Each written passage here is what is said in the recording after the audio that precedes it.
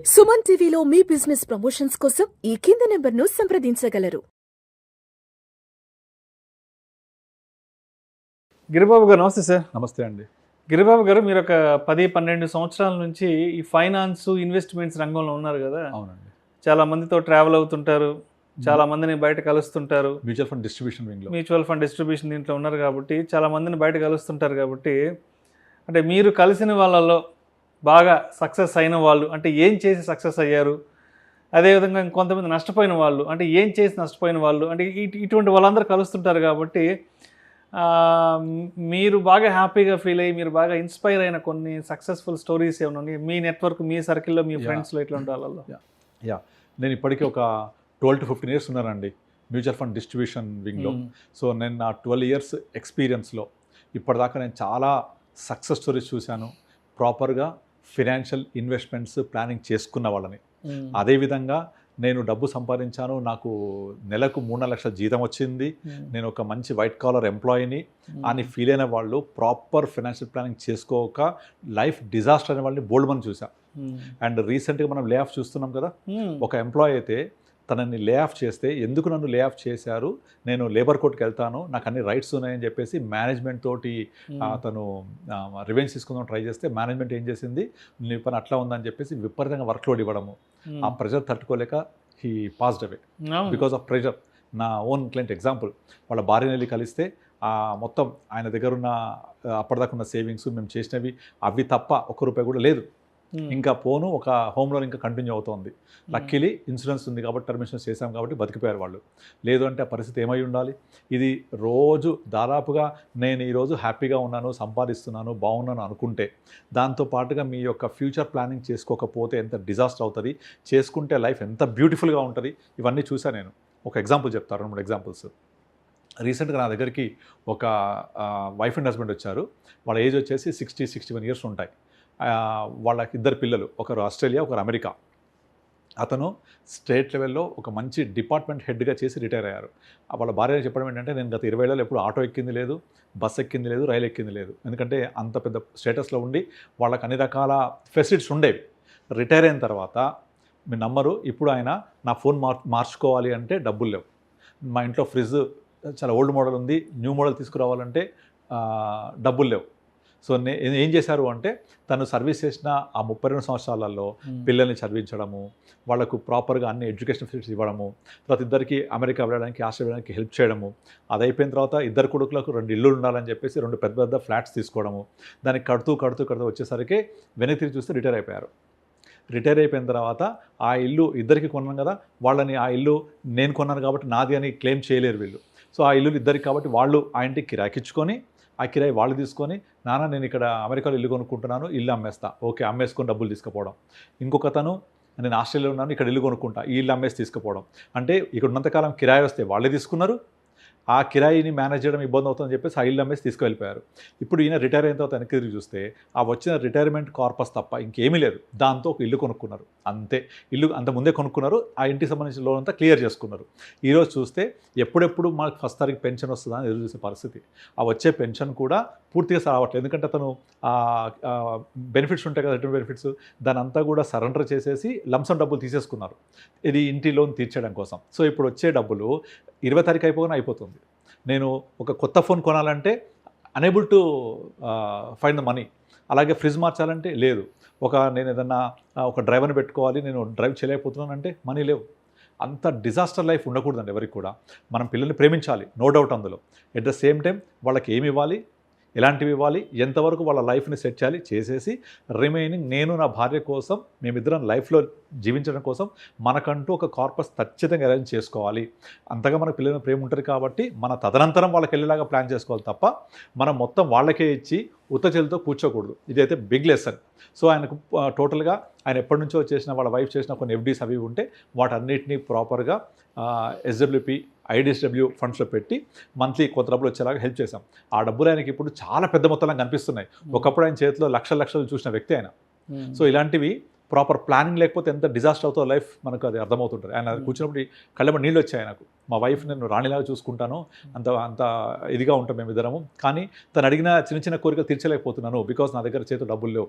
ఆ 2 ఫ్లాట్స్ ఏవైతే కొన్నానో అవి నేను నా కొడుకుని అడిగి తీసుకోలేను. అది వాళ్ళకు ఉండాలి, వాళ్ళు ఇచ్చినా తీసుకొని ఇప్పుడు ఎందుకంటే నాకు నా అహం అడ్డం వస్తుంది, నా అభిమానం అడ్డం వస్తుంది. కనుక నా దగ్గర డబ్బులే నావి, నేను పిల్లలకి ఇచ్చినవి నావి కావు ఎప్పటికీ. సో ఇలాంటి ఎగ్జాంపుల్స్ చాలా చూస్తూ ఉంటాను. నాకు 2 days బ్యాక్ కూడా ఇంకొక కపుల్ వచ్చారు, వాళ్ళు కూడా ఇంచుమించుగా ఇలాంటి స్టోరీ.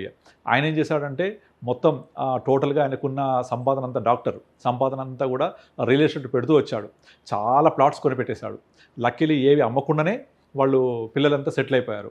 ఇప్పుడు అవన్నీ కూడా ఒక దగ్గరికి వచ్చాయి, దాన్ని మొత్తం చూడడం ఇబ్బంది అయిపోతుంది అని పిల్లలకు రాసిస్తే ఈయన కనీసం చెప్పకుండా డబ్బులు మొత్తం అమ్మేసుకున్నారు. 2 పిల్లలు అమ్మేసేసి కలిసి దగ్గర దగ్గర క్రోర్స్లో వచ్చాయి పిల్లలకి వాళ్ళకు. సరే కనీసం అమ్మ నాన్నకి చెరొక 50 లక్షలు ₹1 కోటి అకౌంట్లో వేస్తే వాళ్ళు హ్యాపీగా ఉంటారు కదా. అలా వేయమంటే కూడా వాళ్ళు కనీసం ఇవ్వలేదు. మాకు సరిపోయేవి, మా కోసం ఉన్నాయి కదా, మా ప్లాట్లు కదా, మేము వేరే ప్లానింగ్ ఉంది, ఇల్లు కొనుక్కోవాలి, రకరకాల ఆలోచనలు. ఎందుకంటే తండ్రి దగ్గర ఉన్నంత కాలం తనవి, పిల్లల చేతి మీదకి వెళ్ళిన తర్వాత వాళ్ళే అవి ఫ్రీగా వచ్చాయి కదా, విలువ ఉండదు. ఇంకా వెయిట్ చేస్తే డబ్బులు ఎక్కువ వస్తాయి, రియల్ ఎస్టేట్ ఇప్పుడు డౌన్ ఉంది, కొంచెం వెయిట్ చేయండి అన్న కూడా వినే పరిస్థితి లేదు. పోనీ సార్ అమ్మేసారు, అయిపోయింది. కొంత డబ్బులు బ్యాంక్ అకౌంట్లో ఫాదర్కి మదర్కి వేస్తే వాళ్ళు కనీసం హ్యాపీగా ఉంటారు కదా. ఈయన doctor, private doctor, no pension. So చాలా దారుణ పరిస్థితి. ఇంకా తప్పని పరిస్థితిలో ఉన్న ఇల్లు అమ్మేసుకొని ఒక చిన్న ఇల్లు తీసుకొని డబ్బులు కొంత మ్యూచువల్ ఫండ్ పెట్టుకొని దాన్ని మంత్లీ ఇన్కమ్ తీసుకుంటూ ఆ చిన్న ఇంట్లో ఉండాల్సిన పరిస్థితి. అలా కాకుండా ముందు నుంచే ప్లాన్ చేసుకుంటే. తర్వాత ఇంకొక కేసు చెప్తాను. Wife and husband. వైఫ్ వచ్చేసి బిజినెస్ అండ్ హస్బెండ్ వచ్చేసి సాఫ్ట్వేర్ ఎంప్లాయీ. వాళ్ళు 11 ప్లాట్లు కొన్నారు. 11 ప్లాట్లు లిస్ట్ ఇస్తే నాకు షాక్ అయిపోయింది. అన్నీ కూడా లాస్ట్ 5-6 yearsలో రియల్ ఎస్టేట్ పెరుగుతుంది కదా, కొనుక్కుంటూ వచ్చారు. ఏది లోన్లు తీసుకొని మరి. ఇప్పుడు వచ్చే శాలరీ కంటే కట్టే లోన్స్ ఎక్కువ ఉన్నాయి. జాబ్ లాస్ట్ రీసెంట్ ఫాల్లో. ఏం చేసే పరిస్థితి లేదు, ఇప్పుడు జీతం లేదు, ఈఎంఐ కట్టాలి, తర్వాత బిజినెస్ పడిపోయింది, తర్వాత ఉన్న ప్లాట్స్ అమ్ముదాం అంటే బయ్యర్ రావట్లేదు. అసలు డిజాస్టర్. ఇంకా వాళ్ళకు ఏం చేయాల పరిస్థితి తెలియని పరిస్థితి. ఇక లక్కీలీ ఉన్న ఫ్లాట్ ఒక్కటే తొందరగా వెళ్ళిపోతారు, బికాజ్ అదొక్కటే కొంచెం ప్రైమ్ లొకేషన్లో ఉంది. అమ్మేయాల్సి వచ్చింది. ఉన్న ఫ్లాట్ అమ్మేసి అది 2 కోట్లకు ఎంతో అమ్మేసి ముందు అప్పులని కొన్ని వరకు తీర్చేసి ఒక కిరాయింట్లో ఉండి ఆ డబ్బులతో తినే పరిస్థితి. ఆ ప్లాట్లు చెప్పడానికి asset rich but very cash poor. So ఇవన్నీ కూడా నాకు అందుకే అనిపిస్తుంటుంది, మనకు చిన్నప్పటి నుంచే వాళ్ళ స్కూల్స్లో ఫైనాన్షియల్ ప్లానింగ్ గురించి, ఫైనాన్షియల్ ఇన్వెస్ట్మెంట్ గురించి, మన యొక్క ఆర్థిక స్థితిగతుల గురించి వాళ్ళకి పాఠాల రూపంలో స్కూల్లో చెప్పాలి. తల్లిదండ్రులు కూడా మనం ఏం సంపాదిస్తున్నామో, ఏం చేస్తున్నామో, మన యొక్క ఆర్థిక స్థితిగతి ఎలా ఉంది, ఇవన్నీ ఉండాలి అందులో. కారణం ఏంటంటే మనం ఒక 30 years బ్యాక్ వెనక్కి వెళ్ళండి, మీకు ఇంట్లో ఉమ్మడి కుటుంబాలు ఉండేవి, అందరూ హెల్ప్ చేసేవాళ్ళు, ఒకరికొకరు సహాయం చేసుకునేవాళ్ళు, ఆర్థికంగా సహాయం చేసేవాళ్ళు. ఇప్పుడు నేను లేకపోతే నా కుటుంబానికి పలానా ముగ్గురు వచ్చి హెల్ప్ చేస్తాను, ఒక 3 పేరు రాయండి చూద్దాం, మీరు రాగలుగుతారా? నేను లేకపోతే పలానా ముగ్గురు వచ్చి 1, 2, 3 వీళ్ళు హెల్ప్ చేస్తారు మా కుటుంబానికి ఇన్ ఆల్ పారామీటర్స్. ఒక్కరి పేరు కూడా రాయలేం, తోబుట్టుల పేరు కూడా రాయలేరు ఈ రోజుల్లో. మ్యాక్సిమం వస్తే అన్నా చెల్లె, ఇంతవరకు రాలేరు. వాళ్ళకి చాలా లిమిటేషన్స్ ఉంటాయి మళ్ళీ కదా. సో మన కుటుంబంలో కాకుండా బయట నుంచి ఒక ముగ్గురు వచ్చి నాకు హెల్ప్ చేస్తారనే పరిస్థితి లేనప్పుడు మనం ఎవరు హెల్ప్ చేసుకోవాలి, మనమే చేసుకోవాలి. ఇవన్నీ యాజ్ ఏ మ్యూచువల్ ఫండ్ డిస్ట్రిబ్యూటర్గా ఫైనాన్షియల్ మార్కెట్స్లో ఉంటూ చాలామందికి నేను ఇప్పుడు మా క్లయింట్స్ వచ్చేసి దగ్గర 3000 మెంబర్స్ ఉంటారు. ఇంతమందికి హెల్ప్ చేయగలుగుతున్నాను అంటే నాకు నిజంగా ఒక పూర్వజన్మ సుకృతంలాగా ఫీల్ అవుతాను. నేను ఏదో పూర్వజన్మలో మంచి చేసి ఉంటాను, మా పేరెంట్స్ మంచి చేసి ఉంటారు, అందువల్ల నాకు ఈ అదృష్టం కలిగింది, ఇంతమందికి హెల్ప్ చేయగలిగానని. ఇక కోవిడ్ టైంలో అయితే చెప్పక్కర్లేదు, చాలామందికి కోవిడ్ టైంలో ఈ మ్యూచువల్ ఫండ్లో పెట్టిన మనీయే తీసుకొని ఇంట్లో తినాల్సిన పరిస్థితి ఉండింది. అప్పుడు పనిచేసింది ఒకటే స్టాక్ మార్కెట్ కదా, ఈ మ్యూచువల్ ఫండ్స్ ఒకటే రిడీమ్ అవుతుండేవి, బ్యాంకులో డబ్బులు పడుతుండేవి. ఈ డబ్బులే చాలామందికి లైఫ్ ఇచ్చింది. ఇంకొక ఎగ్జాంపుల్ చెప్తాను. ఒక అతను స్వీట్ షాప్ ఉంటుంది, అతను ఆల్మోస్ట్ 2010-11 నుంచి చిన్న షాప్స్ నుంచి ఒక 4-5 షాప్స్ దాకా ఎదిగాడు. కరెక్ట్గా కోవిడ్కి ముందు ఒక 1.5 crore ఇన్వెంటరీ, అంటే కోవిడ్ వస్తే మన ఏమన్నా ఇబ్బంది అవుతుంది అని చెప్పేసి లాక్డౌన్ తెలియదుగా మనకు అప్పుడు. సో 2020 February, March ఆ టైంలో ఒక 1.5 కోటి వర్త్ ఆఫ్ మెటీరియల్ తెచ్చిపెట్టాడు. గోధుమ పిండి, పచ్చళ్ళు, అన్ని తినే ఐటమ్స్ అన్నీ కూడా. సడన్గా తెచ్చిన నెక్స్ట్ 2 days లాక్డౌన్ అయిపోయింది. దాంతో మొత్తం అంతా డిజాస్టర్. 45 రోజుల తర్వాత లాక్డౌన్ అయిపోయాక ఓపెన్ చేస్తే మొత్తం బూజు పట్టిపోయింది. 1.5 కోటి వస్తువులు మొత్తం తినే ఐటమ్స్ అన్నీ పెంటలు పడాల్సి వచ్చింది. ₹1 చేతిలో లేదు, స్టాఫ్ అందరు వెళ్ళిపోయినారు. పరిస్థితి ఏంటి? ఆయన మొత్తం ఎక్కడ నాకు రూపాయి దొరుకుదా అని చూస్తే ఫస్ట్ గుర్తొచ్చింది మ్యూచువల్ ఫండ్స్. అంతకు 3-4-5 ఇయర్స్ నుంచే నేను ఆయన కలిసి బలవంతంగా కరెంట్ అకౌంట్ ద్వారా నెలకు ₹1,00,000 సిప్ చేసేవాడిని. ఆయన తెలియదు ఆ సిప్ వెళ్తున్నట్టు కూడా, ఎందుకంటే అంత క్యాష్ ఫ్లో ఉండేది. కరెంట్ అకౌంట్లో పడుతుంటే వెళ్ళిపోతుంటాయి, డబ్బులు వేస్తుంటారు కదా కరెంట్ అకౌంట్లో, అలా క్యాష్ ఫ్లో 3-4 షాపులు ఉండేవి, స్వీట్ షాప్స్. సో ఫ్లో ఎక్కువ ఉండేది. అంత ఫ్లోలో ₹1,00,000 ఎస్ఐపి అనేది తెలియకుండా వెళ్ళిపోయింది.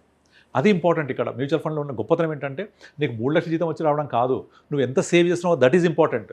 అంత వచ్చేసి దాంట్లో ₹1,00,000 సేవ్ చేస్తుండడం వల్ల 4-5 ఇయర్స్ తర్వాత ఆయన పెట్టిన 60 మంత్స్కి 60 lakhs ఇన్వెస్ట్ చేస్తే అది కాస్త 1.2-1.3 crore అయింది. సో అతను నాకు ఫోన్ చేశాడు, ఇట్లా మొత్తం పరిస్థితి ఇదైపోయింది, నాకు ఏం చేయాలని అర్థం కావట్లేదు, మనీ ఎక్కడ తెట్టు మనం పెడుతుండే కదా, ఏమున్నాయి అని అడిగాడు. 1.3 crore ఉంది అని చెప్తే మీ నంబర్ నిజంగా తొలి ప్రేమ సినిమాలో పవన్ కళ్యాణ్ చెట్టు త్వరలో పోయి ఎట్లా ఎగురుతాడు, అది హీరోయిన్ ఓకే చెప్పినప్పుడు ఆ రేంజ్లో ఎగిరిండు ఆయన.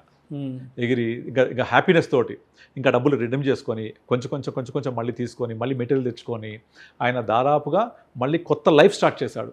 5 షాపులు తీసేసి ఓన్లీ 1-2 షాప్స్ పెట్టేసుకొని ఒక సెంట్రల్ కిచెన్ స్టాఫ్ తగ్గించుకొని మళ్ళీ స్టార్ట్ చేసి ఈరోజు మళ్ళీ అతను మళ్ళీ 5-6 షాప్స్ మెయింటైన్ చేస్తున్నాడు. ఎప్పుడు వెళ్తే మీ ఫోటో ఇవ్వండి సార్, నేను దేవుడి దగ్గర పెట్టుకుంటా, మీ నాకు దేవుడి కంటే ఎక్కువ అని చెప్తూ ఉంటాడు. ఇక లైఫ్ స్టార్ట్ అయింది అక్కడ నుంచి, మళ్ళీ కొత్త లైఫ్.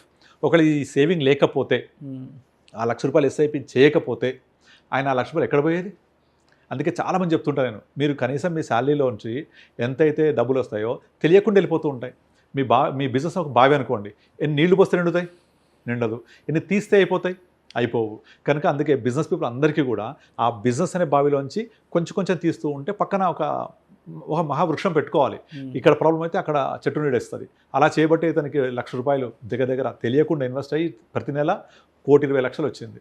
ఆ డబ్బులు మళ్ళీ కొత్త లైఫ్కి హెల్ప్ అయింది. లోన్ ఎవరు ఇస్తారు? డబ్బులు ఎక్కడ వస్తాయి? సో ఇలా ఈ ఫీల్డ్లో నేను ఎంతోమందికి హెల్ప్ చేయగలుగుతున్నాను. ఇలాంటి సక్సెస్ స్టోరీస్ చాలా చూశాను. Right sir. Thank you so much Giribabu garu. Thank you అండి.